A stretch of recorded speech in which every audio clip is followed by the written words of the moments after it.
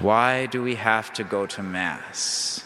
So many people. Is God really going to send me to hell, not going to let me into heaven because I skipped a Mass? Let's consider the wrong answers first, because so many Catholics get this wrong. Some will say we have to go to Mass to pray and to praise and worship God. Well, what are they going to say? When you tell that to your relatives, I can do that anywhere. I don't have to go to Mass for that. I can pray at the beach or in the forest or on the golf course. Well, others say, well, we have to go to Mass to thank God for our salvation. Isn't that what Eucharist means, thanksgiving?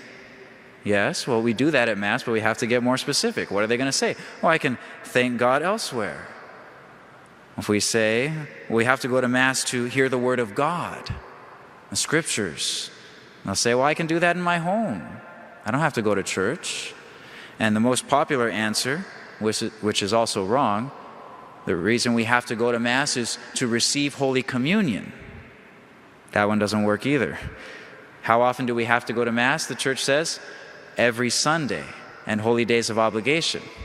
But how often does it say we have to go to communion? At least once a year during the Easter season. If the main reason we had to go to Mass was to receive Holy Communion, then we would have to receive every time we go.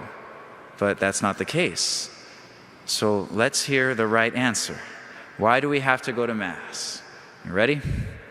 We have to go to Mass to offer acceptable sacrifice to God. Why do we have to go to Mass? To offer acceptable sacrifice to God.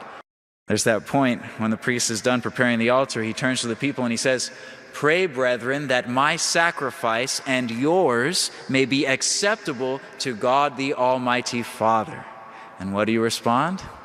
"May the Lord accept the sacrifice offered at your hands for the praise and glory of his name, for our good and the good of all his holy church." That's why we have to go to Mass.